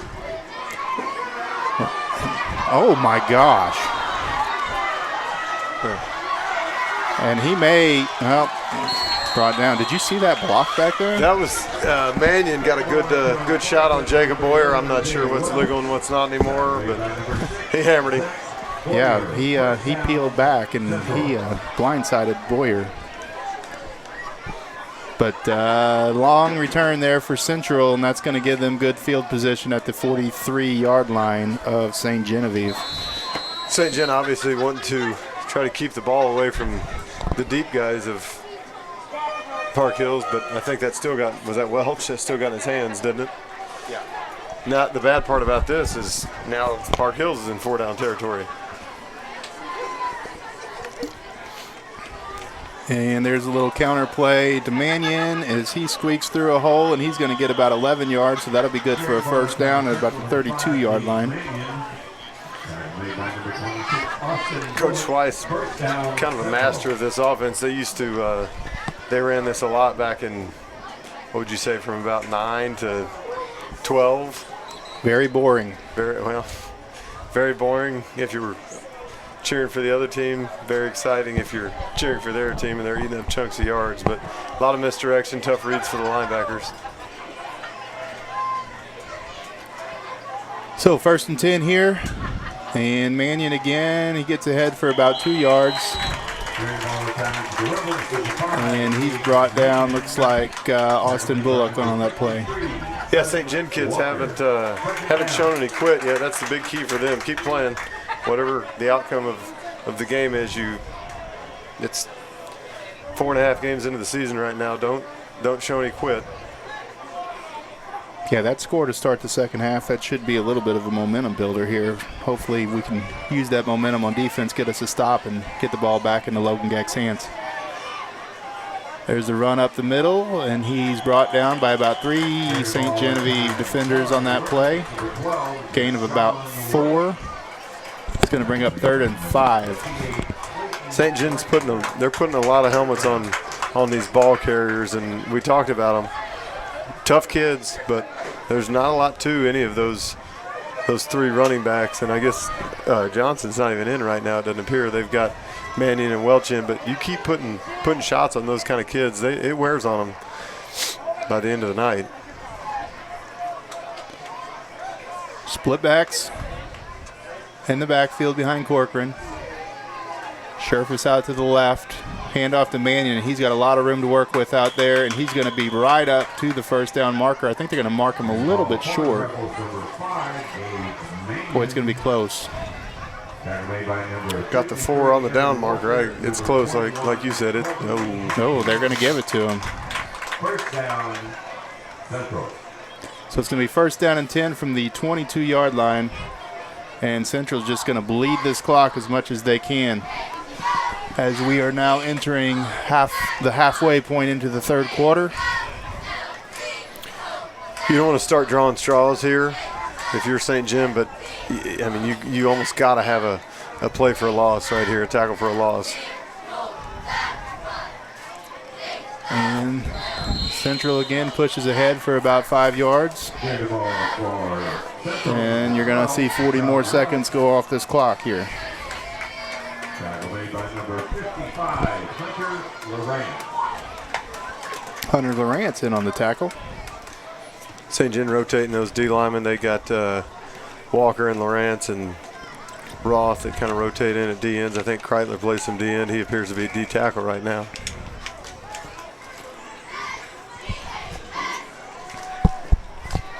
And there's Mannion again. Boy, he's quick and decisive. When he decides to cut and get upfield, it doesn't take him long to change directions. Very athletic kid, strong kid, and he runs with a purpose. That's going to make it 1st and goal. The full 10 yards to go here for Central. St. Gen, if they want to stay in this game, has got to keep them out of the end zone. Yeah, St. Gen's in a 5. They've got a nose. This is tough. You can't have, I mean, you don't want to have to go to a 6 because anything that gets by a 6 is almost a touchdown. But, you know, they got 5 down linemen. They're doing everything they can schematically. Oh, little counter play there. Looked like he had a lot of room there, but they closed it down. That's Welch. He got about 5 yards on the play. Kemper did a good job again. Came in, squeezed it down. There was just his inside run fit wasn't there. Beezer Good job making a play, getting him down before he got in the end zone.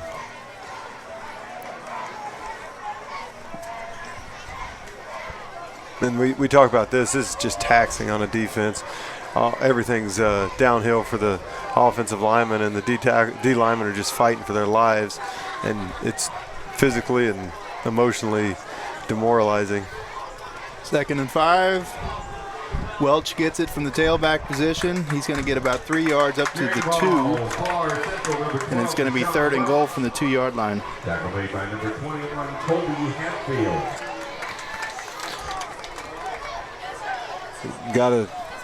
Gotta preach to your DNs, your outside linebackers, whoever you've got on contain. They've got to keep contained down here. This quarterback fakes to Welch and runs some sort of bootleg right here. This is be one where he'd probably be pretty likely to walk into the end zone. 3rd and goal. Handoff to the up back, and he's in for the touchdown. That's going to make it a 30-6 ball game with the PAT pending. Mannion gets credited with the touchdown, a 2-yard touchdown run on that play. Good play call again from Coach Swice. You just don't know who to have your eyes on. You try to read your keys, but the guards are just coming down hard on the tackles.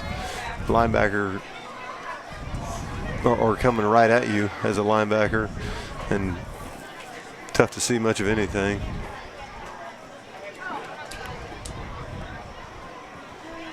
Oh.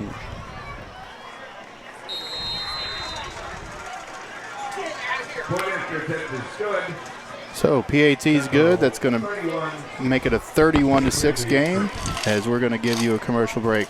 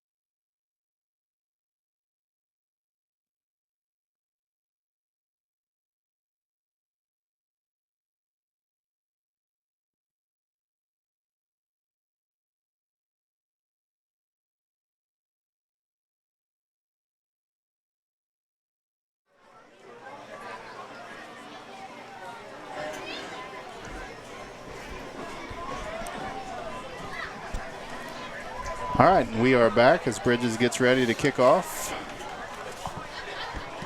3 minutes left here in the 3rd quarter. That ball bounces around. Zach Boyer picks it up at the 17, and he goes backwards to about the 15. And St. John's going to take over with poor field position here with 3 minutes to go in the 3rd quarter, down by 25. Great kickoff there from Bridges. I don't know that he's listed on the program as kicker, so I would imagine when a lot of other kids are out running scout team doing stuff like that, he gets to experiment with different kinds of kickoffs. He's put a few through the end zone, then he topped that one well, sent it down through St. John's first 3 lines. Geck back, take the snap. And looks like a little option play here, and he cuts back, and he's got some room, and he gets up to the 25-yard line, and that's going to be about a gain of 9. So a second very short here. Yeah, I think that was like a little lead option call, but Park Hill's doing a really good job of just getting him running almost straight sideways and not gaining any ground. He did a really good job cutting up field, though, like you said, picking up about 9.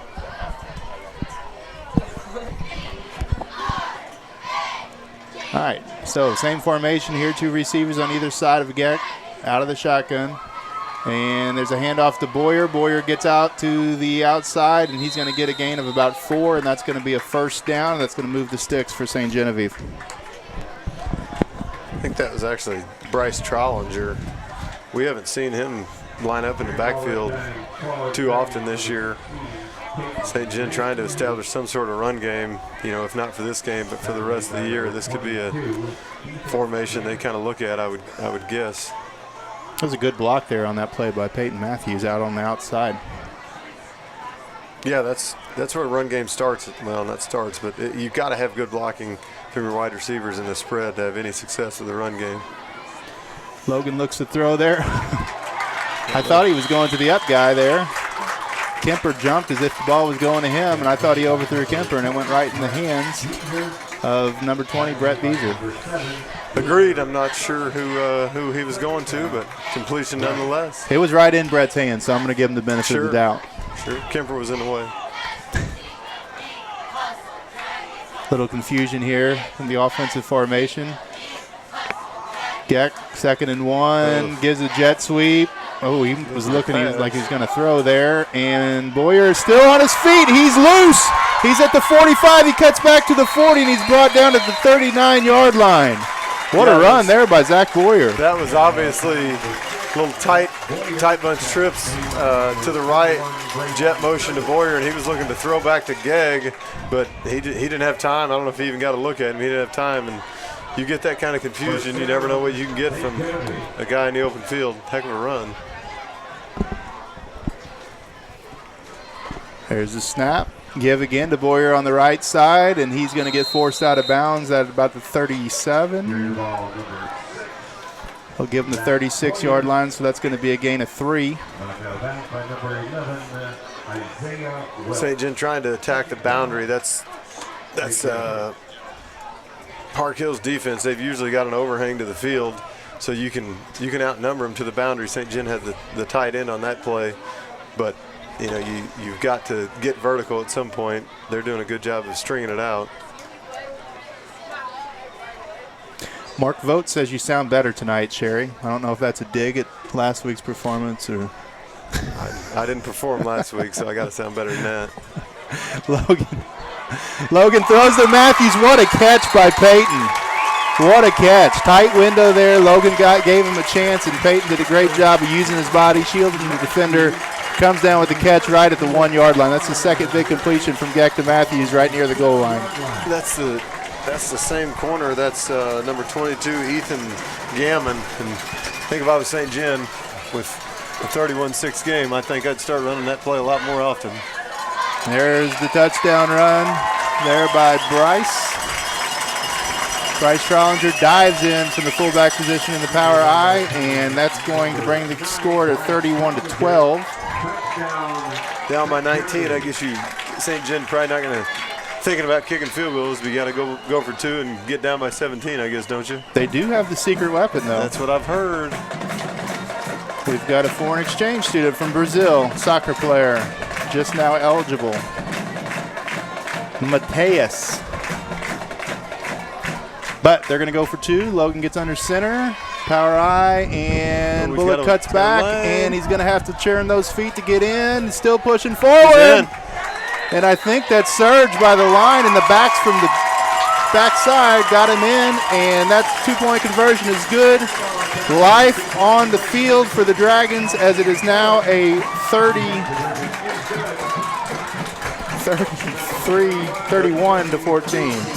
31-14. I mean, that's St. John's athletically.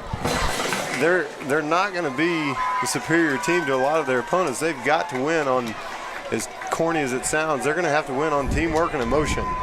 They're not going to have an Austin Brewer who's going to run over, run through, run around people, kid like that, or Brendan Weiler or Corey Faulkner is going to put you on their back. They're going to have to win, spreading the ball out, doing things together. You know, Power I is team football. You're not doing that with one guy. You're doing that with 11 guys. And to do that, you got to have emotion. St. John's showing some right now, but that emotion's great, but you got to get a stop on defense too. And it's still the third quarter, so there's still a lot of time. And this quarter, St. John's, you know, they've shown some life on defense as well. They gave up a decently long drive, 40-yard drive for a touchdown last time, but you know they've put Central in positions where they've had 3rd and 4th downs. St. John they got to stop coming out of halftime. Now they got to get a tackle. St. John got to stop coming out of halftime, and St. John's possessed the ball. Did they possess the ball twice this quarter? No, they possessed it 3 times and scored twice, I think. Did you see that flag? Oh no! That guy he threw it about 50 yards. That might be a record, longest flag throw ever. Personal foul, St. John. There we go, offsetting. Yeah, it was right after the play was over, and that thing came flying in from probably on the other side of the 50 and landed on the 25.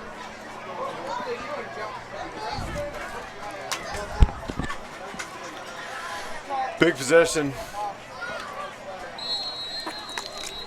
A little bit of time left in the third quarter, but if St. John can get a stop, keep their momentum, get a score, right back in this thing.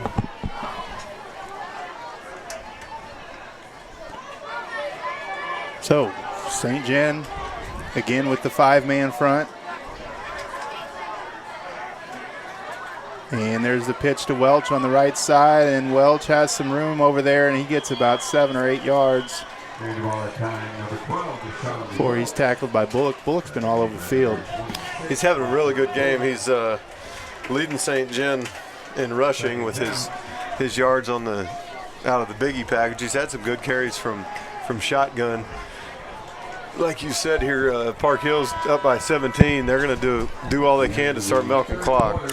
And that's going to bring us to the end of the third quarter. Score 31-14. And we'll take this time to bring you a commercial break. Potential is a proud supporter of all of our athletes and athletic programs.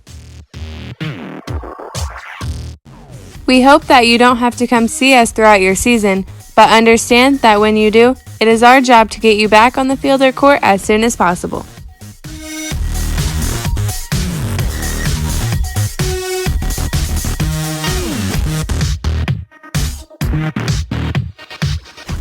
We wish all of our community's athletes safety and success and look forward to continuing the positive partnerships we've developed with our schools.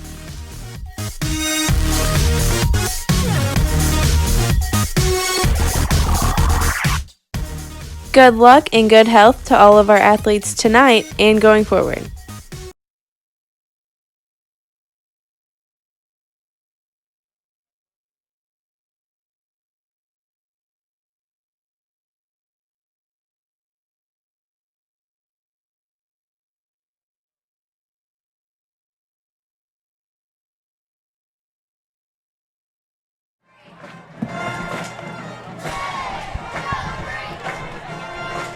Little life in the student section down here as St. John has Central at 2nd down and 2 from their own 35-yard line.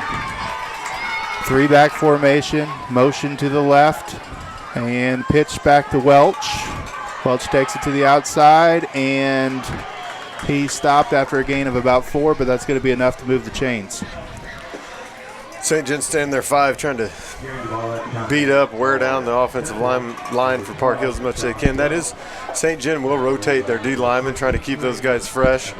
And like we talked about, you don't want to draw straws and start drawing up exotic blitzes, but at some point, St. John's got to get a negative play. If they run a toss sweep and try to get outside, if you can get a 3-yard loss and get them at 2nd and 13 out of their comfort zone, you can win that. Yeah, I'm a little surprised Central stuck with that outside pitch. As much success as they've had on the inside, just getting a few yards at a time, and there looks like a holding penalty coming in. That's going to be huge. That's what we talked about. That may have been called by St. John's coaches. They were standing right next to the guy, but if you can get a 10-yard penalty and get them to 1st and 20, that's not a good down and distance for this offense. It's amazing how that works with the side judges, how they always seem to throw the penalties on the team against the team that's on the opposite side of the field. Yeah, it's kind of a general rule of thumb. If you can find a guy that's consistent holding play after play, it's generally you can get the side judge's eyes on that guy.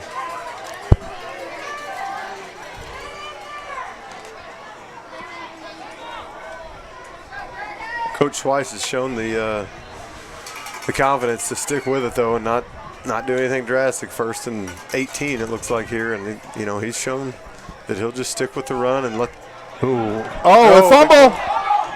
And it looks like he picked it up.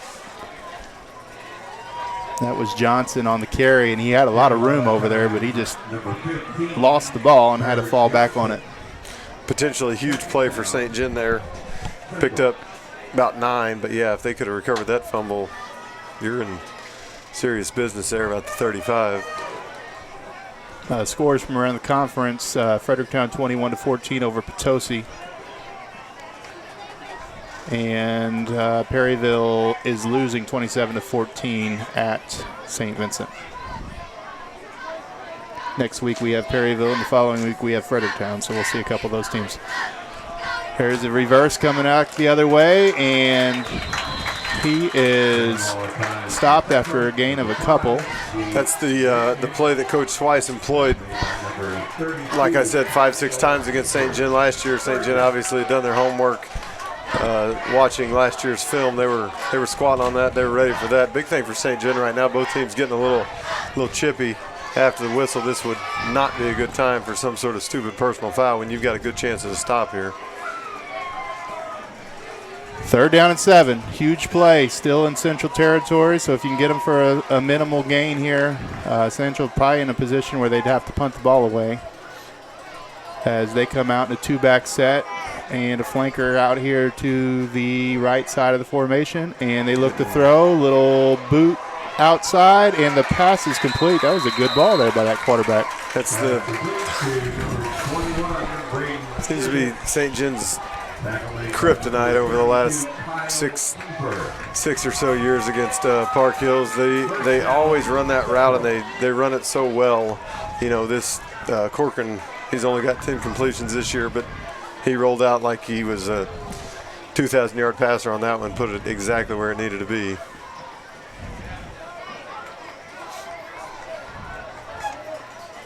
Yeah, came into the game with 102 total yards on the season passing. I think he had that long completion in the first half. And he had a 70-yarder that was dropped. It was a perfect throw. And St. John comes up with a stop in the backfield there. Big play, and that's going to bring up 2nd down and 12. 8 minutes and 35 seconds left to go here in the final quarter of the game. Got him in a winnable down the distance here, 2nd and 12. Coach Swice, he'll stick with his run, but St. John's got to be ready for some sort of play action here.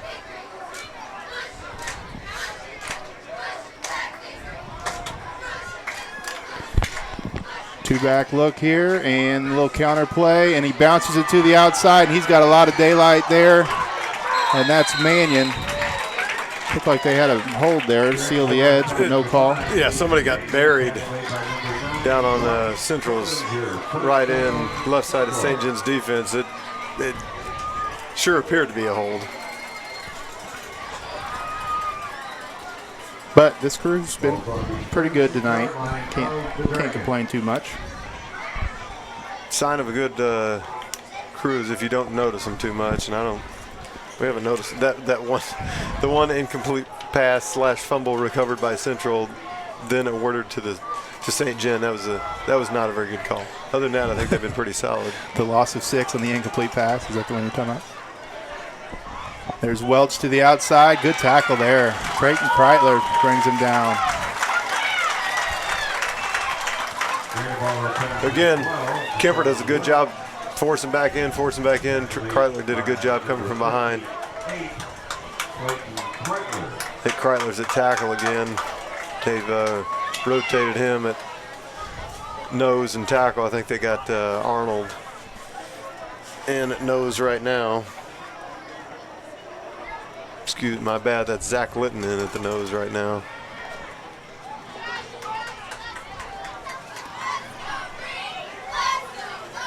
Straight I formation with the wing to the right. And little bootleg action here again, and that ball is thrown deep, and he's got Mannion. He doesn't make the catch again. That's a kid that I think is generally a pretty sure-handed player. Kyle Kiefer giving up a step, did a good job to get back into the play. I don't know if he disrupted or not, but he didn't catch it, so we'll give him credit for getting a hand in his face or something. Another good ball there by Corcoran. Yeah, we've kind of made the assumption that he might not throw the ball really well, but tonight he's been on target with about every throw he's made. Which hasn't been many, but no, that is true. He's been, as you said, on target for the most part. St. John got to be ready for that stick route. They've got one-on-one coverage up top on Welch. That's frightening. And they hand off to Mannion, and he is going to get the first down on 3rd down and 12. They run to the outside and had that edge completely sealed. Then we're going to mark him. They're going to mark him short. It's going to be 4th and 1. Wow. I guess he must have stepped maybe. out. I think Beezer came in pretty good, put a pretty good shot on him. That's something St. John, they've got to solve that.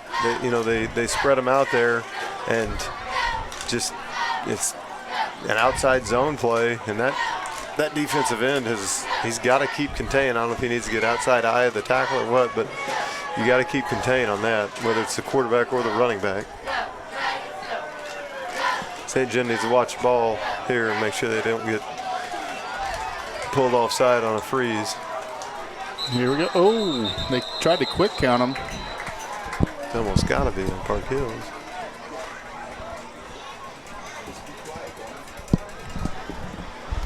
And offside on Central, so somebody must have been lined up with their helmet over the nose of the ball.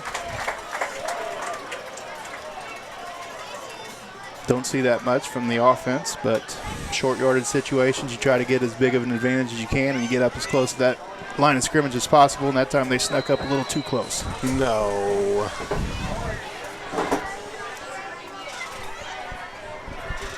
Interesting time to kick a 50-yard field goal here. I would, if I were St. John, I'd play this as safe as possible. It looks like he's got a little bit of wind at his back. St. John, there we go. Well, there goes the idea of that. Surely they're not going to kick a 55-yarder, I would think. He's a good kicker. I don't think he's got 55 in him. He's got a strong wind at his back right now.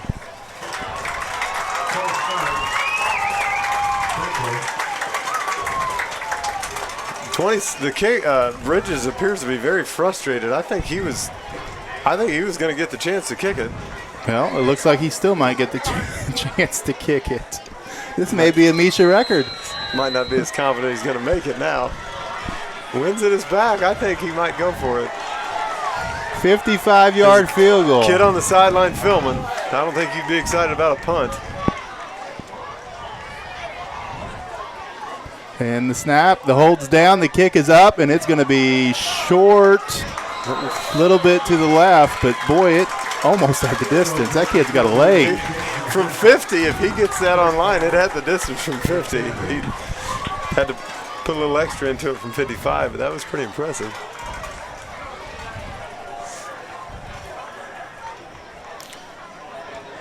Well, that's the first time I've ever seen a 55-yard field goal attempted in a high school football game. And in high school, I forgot about that. If it goes through the end zone, it's still a touchback. So instead of St. John getting it on the 45, it's just like punting it into the end zone. So that's why Coach Slice was willing to do it. Only thing he was risking there was a block. Yeah, that's an interesting rule. It sounds like an absolutely terrible rule to me, too. Yeah, it doesn't seem very fair to the to the team that forces a 55-yard field goal that they don't get the benefit of that good field position. But anyway, Logan Geck takes the snap, and he's being chased in the backfield, and he rolls out. Don't throw it now. You're way past the line of scrimmage. That's going to come back. They threw it. Yeah, Beezer broke it, but Logan was at least 3 yards past the line of scrimmage before he threw that ball. Great idea from Gegg. That's what you're always going to get. He's going to compete. He's going to do everything he can. But unbelievable throw, catch, and run from Gegg to Beezer. Yeah, the way he contorted his body there as he was running, he was in a dead sprint to his left, and he threw it completely about 25 yards. Yeah. Going on the play, illegal forward pass. St. John almost, 6:17 left. They almost had to have that to stay in the game. They've got to get a score, and they've got to get one, relatively quickly, don't you think? I would say that if they don't score in the next 2 minutes, I'd say it's going to be almost impossible for them to come back in this ball game. Beezer's got to be exhausted. Got to be a little tired.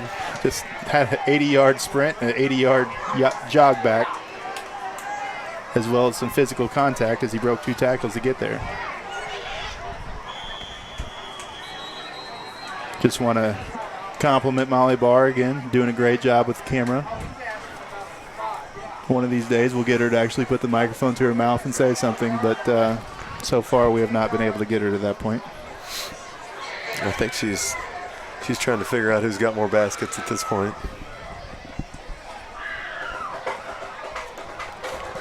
All right, we got a timeout on the field. And you're watching SG Dragon TV. In 1963, Fleeg's Equipment was founded as a family-owned and operated business in St. Genevieve, where it remains to this day, selling exceptional equipment such as Case IH, Hustler Turf, Vermeer, Cub Cadet, Massey, and many more, helping with all your family and lawn needs. Service from the time you enter the door or pick up the phone is taken to heart. At Fleek's Farm Equipment, we ask that you let our family serve your family. Go Dragons!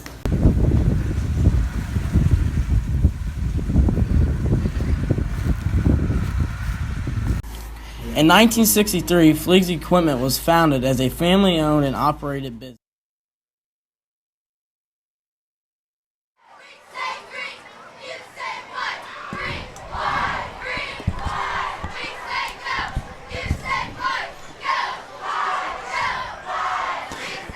And we're back as St. John's going to have the ball at their own 15-yard line as they assess that 5-yard penalty. What was the penalty? It was the illegal illegal forward pass. Illegal forward pass. And that was on first. That's a loss of down, I believe. Loss of down. Right? 5 yards.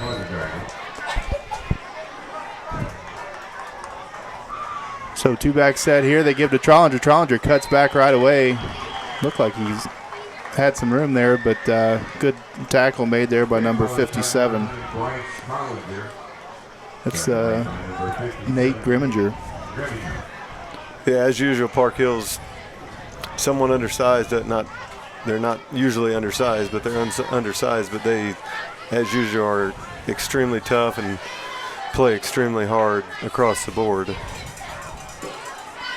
Kemper goes in motion. And there's the pass to Kemper, a little low. Jesse unable to haul it in. Even if he would have hauled it in, it would have been a gain of maybe 1. So it's going to be 4th down and 15 now with that loss of down earlier in the sequence. And I guess you go for it or you concede and punt. At this point, I don't know that it matters a whole lot. Really bad situation here because, common sense says you have to punt. You got 3 timeouts, and just hope that you can get a stop with Park Hill's. St. John needs to catch it. There you go. Park Hill's offense that can grind it out. If you can catch him for not much of a gain on 1st down, I guess you got to call timeout, don't you? I would think you've got to use them or concede, and I think you don't want to send that message to your kids that you're going to give up in a 3-possession game. 25-yard punt there for Logan, and Central's going to take over at the 38 of St. Genevieve. Yeah, like you said, you don't want to concede because St. John's kids definitely have not quit. They had a flat first half. They didn't do a lot of things right, and then the second half they came back and they've battled. And there's the run from Welch. Boy, he hit the hole hard that time. 5 yards. Bring up a 2nd and 5. 5 minutes, 20 seconds left in the game. That's a tough one. We talked about it. Coach White, he went to the side judge. He was trying to decide based on how much Welch gained there, whether he needed to spend his time out or not. And it's tough decisions for a head coach there.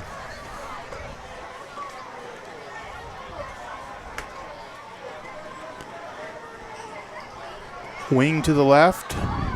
Split back in the backfield behind Corcoran.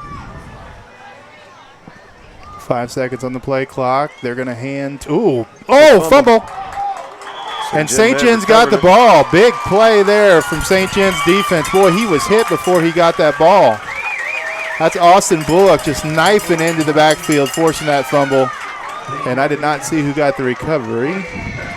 Don't know who got the recovery. We talked about that. You hate just getting real exotic with your blitzes, but with 4:42 left in the game, down by 17, that's when you got to get exotic with your blitzes. If somebody busts one, they bust one, but you got to get a turnover or a negative play. And St. John fortunately got the turnover. Unfortunately for St. John, Park Hills does a really good job of playing this just everybody dropping prevent defense, let you have the short stuff, and don't let anybody behind you.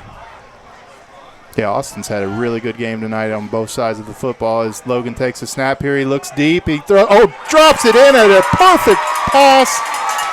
Is that Bryce? Bryce Trollinger. Never mind. Park Hills doesn't do a good job of keeping you in front. I was making that up. And that's a gain of 40 yards from Logan to Bryce. That's the third big pass play we've seen tonight. Yeah, Park Hills, they stuck with their man coverage, one free safety, and sent the blitz. Really rolling the dice doing that. St. John hitting the long pass play on it. Great throw by Logan. Good catch by Bryce. And, we got a flag over here on the sideline. Coach Slice. Is he out on the field? I don't know. The referee wasn't happy about it. I think he might have been on the field. Flag on the field.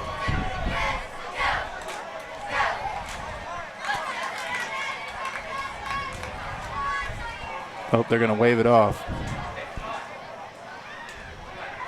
Yeah, Central even walked their safety down almost in the box. They were basically in zero that time. That's one where he's got to see cover zero, and he's got to throw it up and hope. They don't have enough time to be taking sacks. They've got two guys on two guys down here at the bottom of the screen. I don't know what the route combinations are, but he needs to catch it and get rid of it because they're going to send 5, 6. And there's a little there you go. Double move there by Matthews, and just a little short, didn't have the space there to step into that throw like Logan needed to get it that far down the field. Park Hills getting a personal foul, it appears, number 6. Blake Bolin doing a little talking.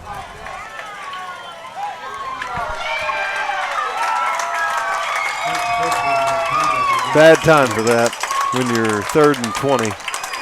I guess there's never a good time for personal foul. 4 minutes left in the game here. It is 3 possessions. It's a 17-point lead. But you get a score here, get an onside kick, and then you take your chances.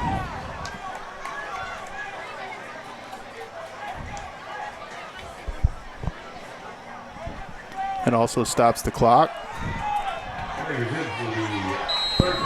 He had Peyton there, but like you said, with that cover zero, you don't have time, and those double moves take a long time to develop.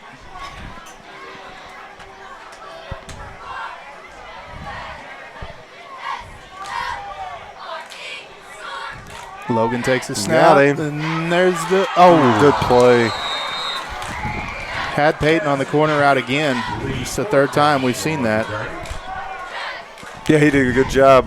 Peyton got a little turnaround. The D-back got even more turnaround, but at the last instant, that was number 11, Isaiah Welch, looked to get his hand up and deflect it before it got to Matthews.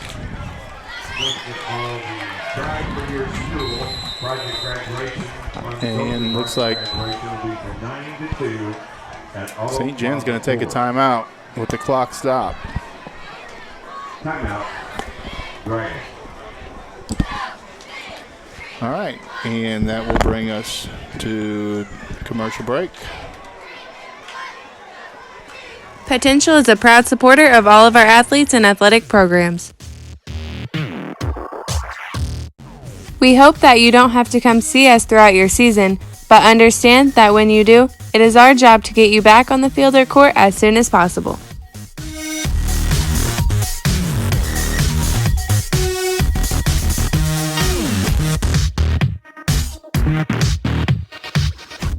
We wish all of our community's athletes safety and success and look forward to continuing the positive partnerships we've developed with our schools.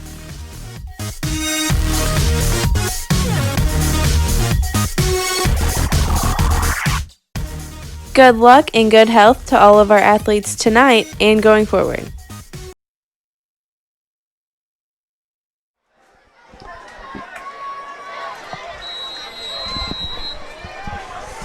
And here we go, big fourth down play for St. John as they come out of that timeout. 4th down and 4. Logan under center with a power I formation. And they're going to give it to the up back, and he is swallowed. Yeah, St. John, I like the call there. You've had success with that formation. You show confidence in your offensive line, a group that hadn't had a ton of success this year. You show confidence in them. You tell them you believe in them. They fail. You move on. But I mean, I like that. That's your best chance of getting 4 yards because St. John hadn't had a ton of success throwing for 4 yards. Their success has been downfield, and that's tough to roll the dice there when it's 4th and 4 trying to throw a deep ball, knowing that Park Hills is going to sit in the house.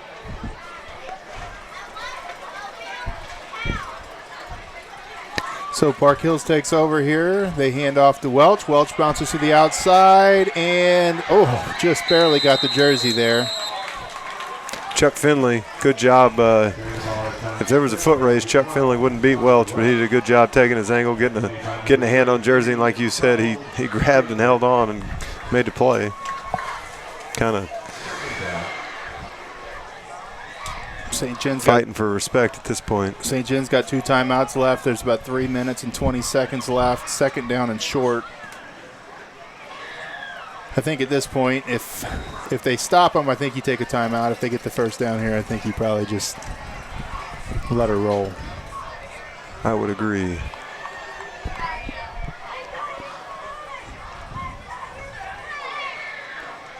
And out of the I formation, they give to Welch, and he is stopped. Oh, nope, they're going to give him 1 yard. So that's going to move the chains. And that'll allow Central to take another 25, 30 seconds or so off the clock once they get the chain set. And it's going to bring the clock down to about 2 minutes and 15 seconds by the time they snap this ball.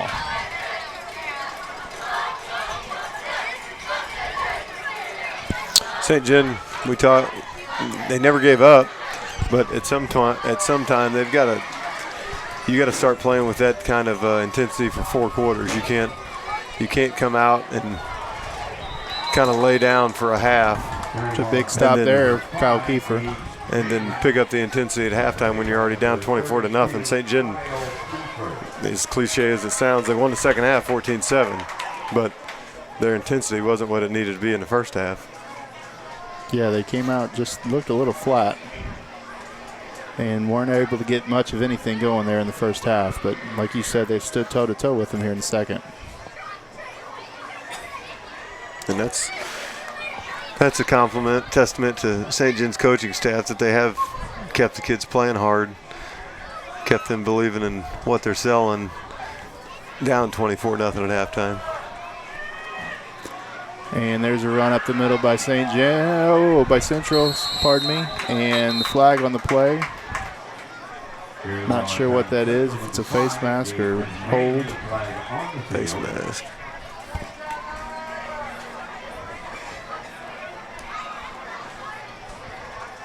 Personal foul, face mask, St. Jeffrey. It's a 15-yard face mask penalty on St. John, so they'll march that down to about the 35-yard line.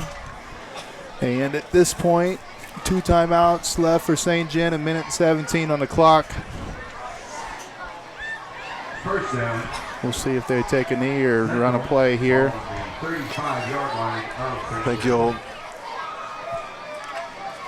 they're going to take a knee, I would think. I think even with the 2 timeouts, they can probably run it out, can't they? Be really close.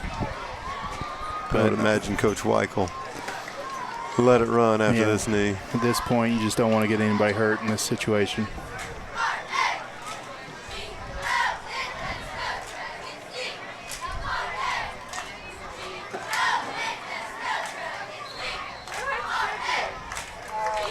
Well, we have to award our first ever St. John Dragon TV Player of the Game. Got any nominations? Bryce Challenger had a good game offensively and defensively. Austin Bullock had a good game offensively and defensively. Those would be my 2 nominations. I'd probably lean toward Austin Bullock. I would lean toward Bullock as well. That was my choice in my head, but I wanted to concur. So Austin had a touchdown and I had a 2-point conversion. A couple big first down runs to move the chains, and I think he was their best player on defense tonight. So we'll give our Fleegs Farm Equipment Player of the Game to Austin Bullock, as St. John falls tonight to Park Hills Central by a score of 31-14. Reminder that next week is homecoming week. We will be here to bring that game to you. Coach Sherry will anyway. I will not. But we will be here at about 6:45 for pregame, and kickoff will be at 7 o'clock. So until then, you've been listening to SG Dragon TV. Have a good night.